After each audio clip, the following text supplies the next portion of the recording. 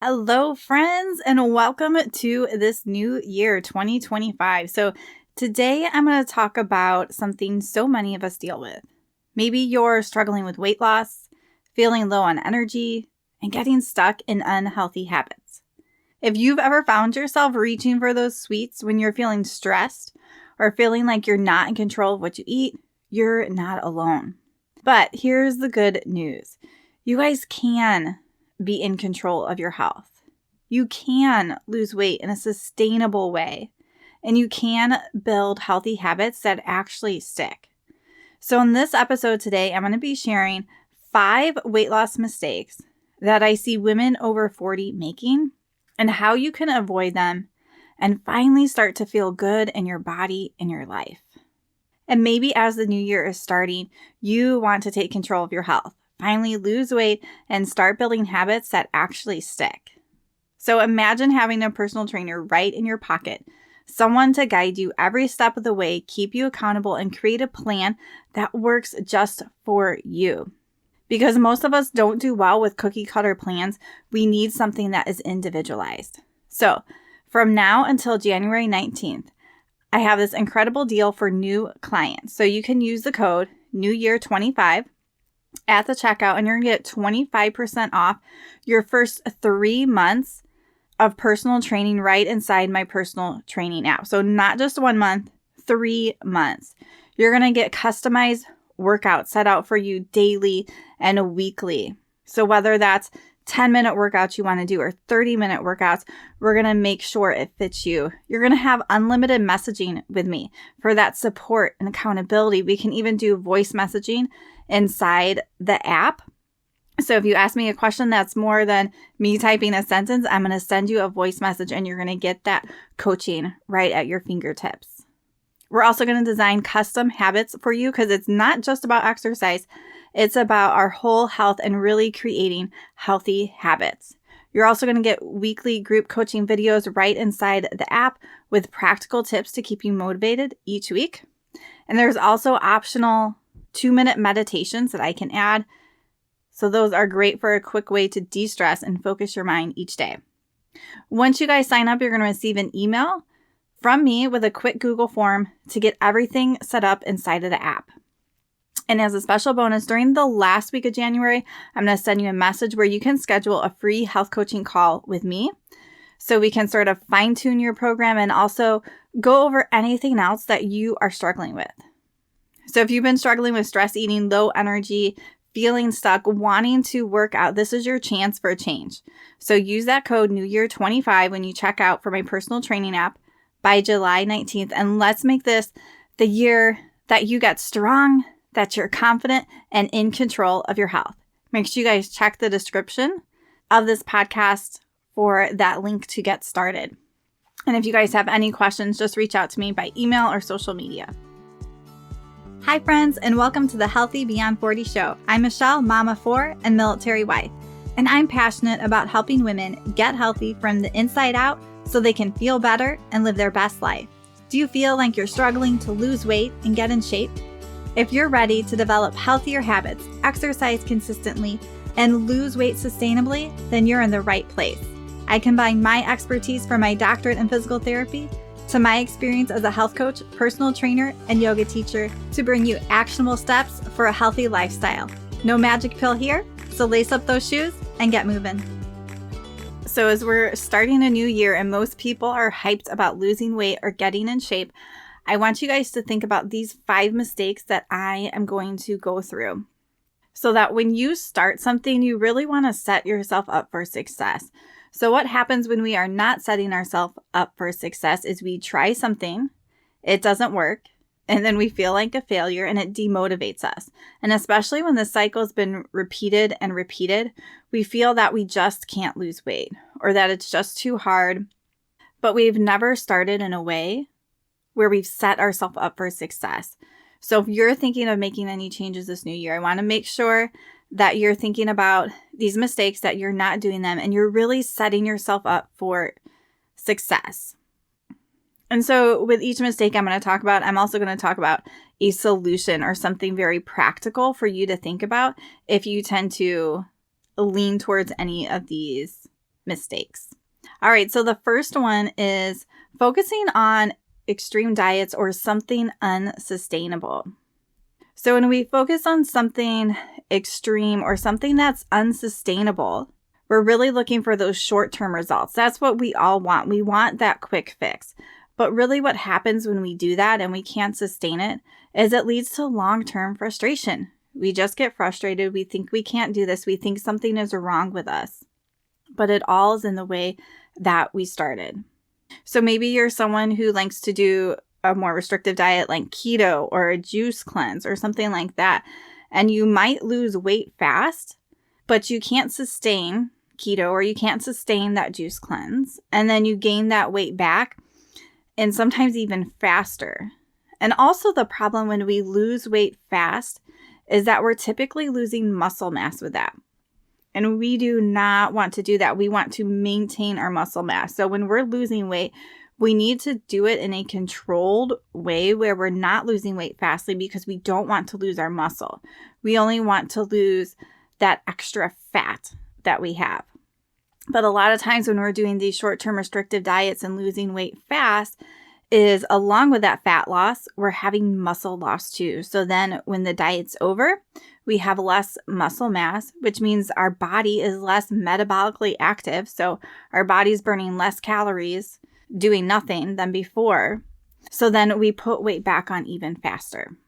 So when we can start to shift to focusing on making sure that we're just having healthier meals, that we're really narrowing in on our portion control, our hunger cues, and we start by making small changes. We're not trying to do everything at once. Maybe first we're going to focus on getting more protein or getting more non-starchy veggies. So those are the different options. So we have this, I'm going to follow this structured extreme diet. I'm going to lose weight fast versus I'm going to focus more on just eating healthy, my portion control, noticing when I'm hungry. I'm going to start with one habit change a week, like eating non-starchy vegetables. So very different results. But when we look at those two over the course of a whole year, that second person is going to be way more successful. And so that's what I do with my clients is we focus on the sustainable changes that we can make so that we can start to see results for the long term, not just the short term. All right, mistake number 2 is ignoring emotional eating. And sometimes when I talk to people, some people are aware of their emotional eating, some people are not. So this might be stress eating in your mind. And it's sort of thinking if you are eating anytime you're really not hungry, that your body doesn't need nourishment, then you're probably falling into some type of emotional eating. So for example, with clients, I commonly see boredom eating. So we don't really think of boredom as like some strong emotion, like, oh, I'm sad, I'm bawling my eyes out, so I'm going to eat this whole bag of cookies. But boredom eating is a type of emotional eating too. So I had a client who would eat in the evenings when she was bored. That was the core problem. She didn't need keto to help her lose weight.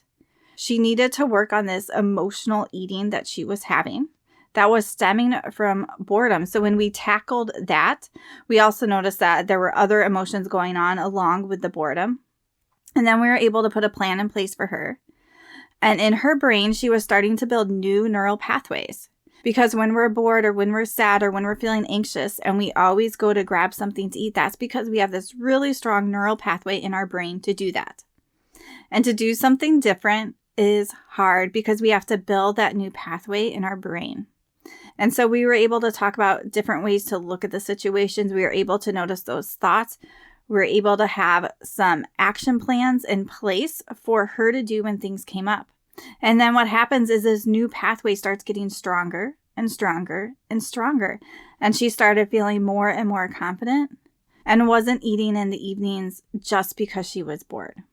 So a lot of times with emotional eating, we don't want to face it. We don't want to tackle it. We think like there has to be something else. I can just follow keto. I can just do this other thing. And we're ignoring what that core problem is.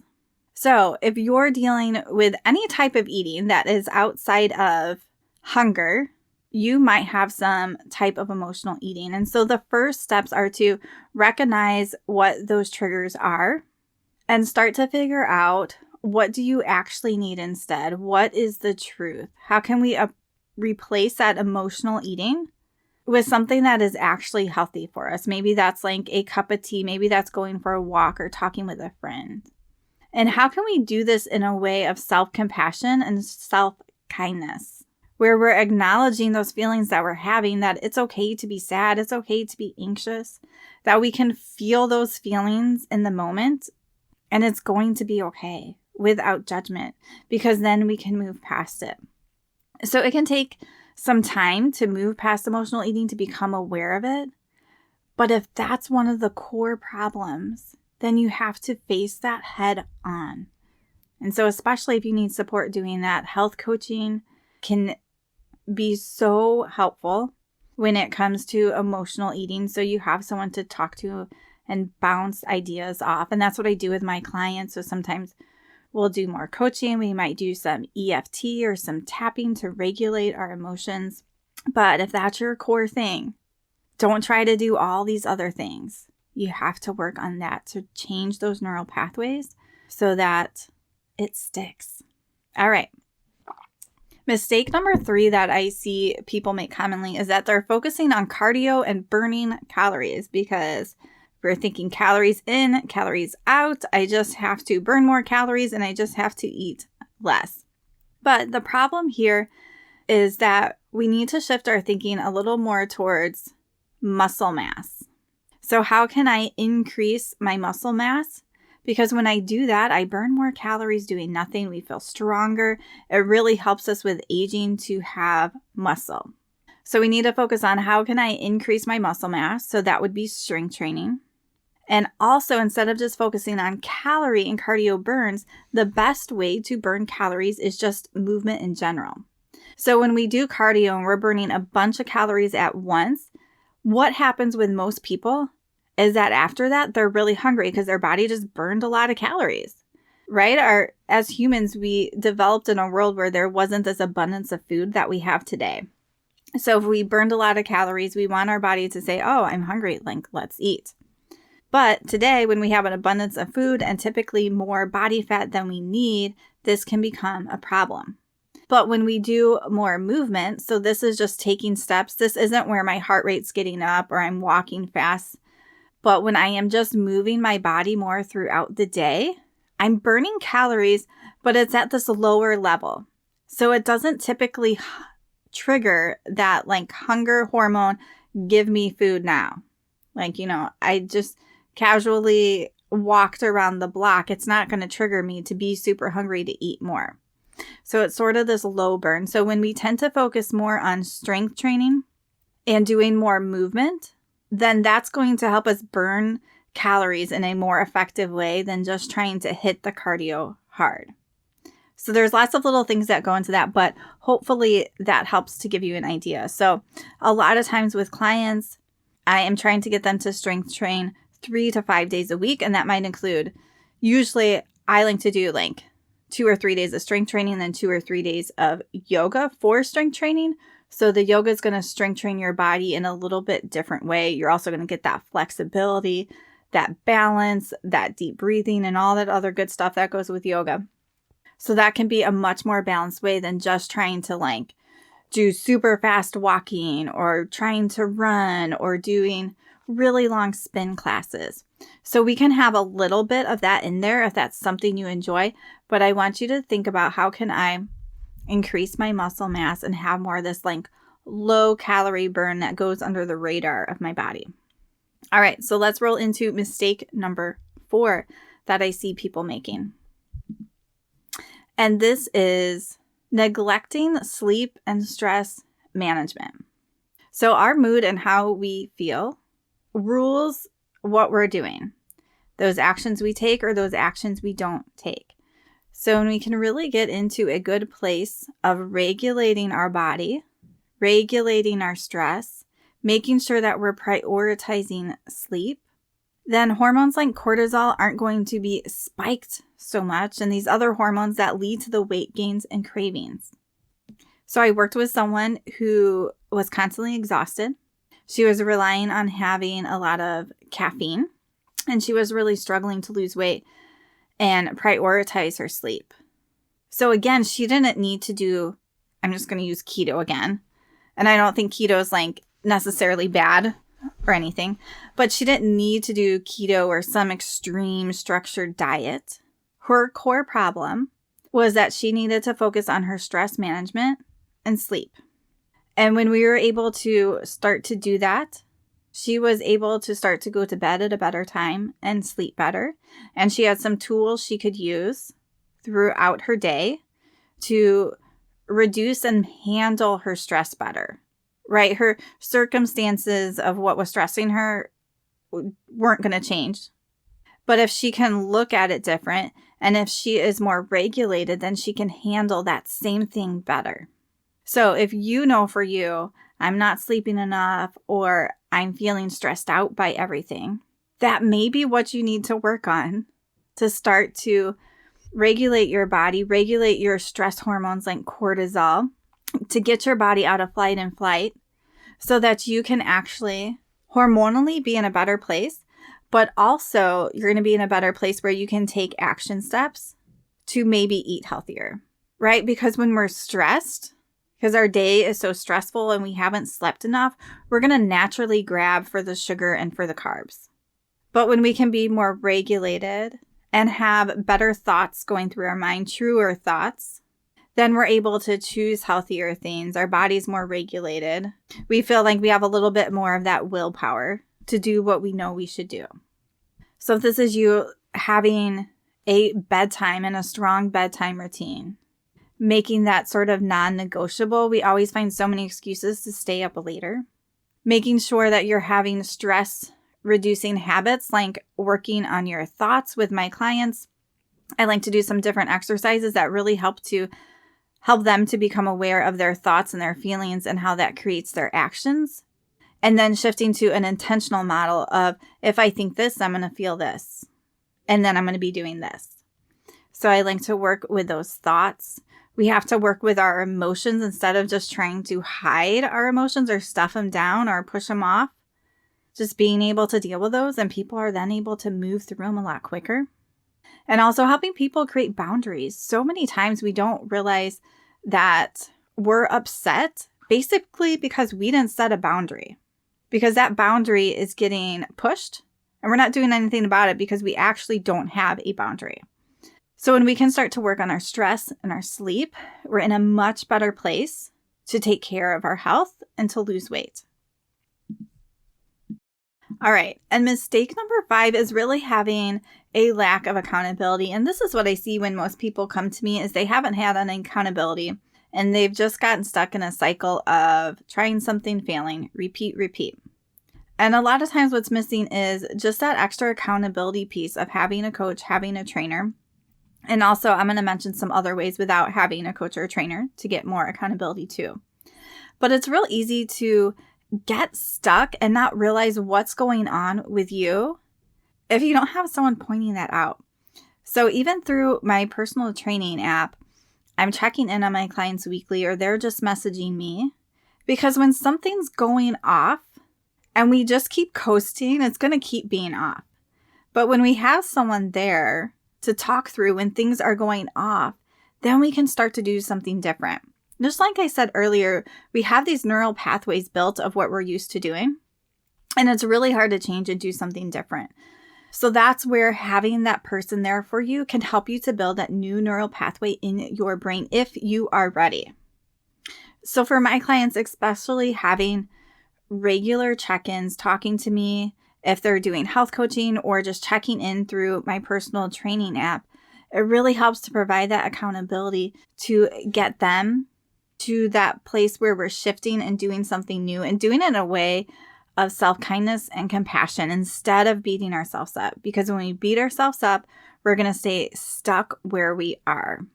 So obviously you could hire a coach or personal trainer like me.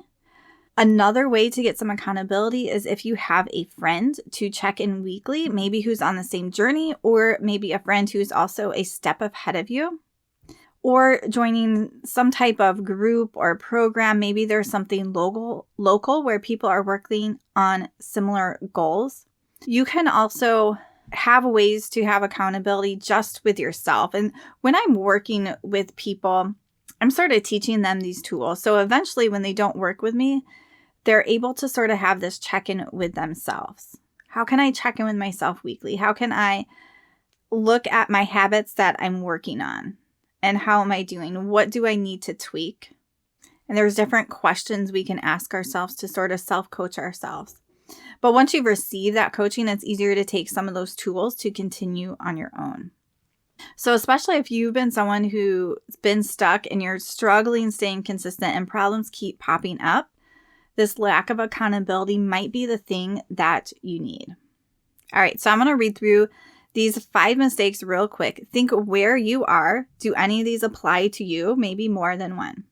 So focusing on an extreme diet or unsustainable method. Ignoring emotional eating. Focusing on cardio and just burning calories versus focusing on increasing muscle mass and getting lots of movement in. Mistake number 4, neglecting sleep and stress management. And 5, that lack of accountability. So remember, friends, that progress comes in small, consistent changes. It's not about perfection. It's not about this big loss. It's small, consistent changes that you can sustain. So I encourage you to focus on every step forward that you're making is progress. And focus on what you're building, this lifestyle that you're building, not how fast you're doing it. Because that's where the true results come. And friends, just a quick reminder, if you feel like you could use some extra support or accountability, don't forget to grab 25% off your first 3 months of my personal training app. There will be a link down below. Just use the code NEWYEAR25. And this deal is for new clients only, and it ends January 17th, and you're going to get customized workouts, unlimited messaging with me, habit tracking, and even a bonus free coaching call towards the end of the month. So check that out and let's kickstart your healthiest year yet.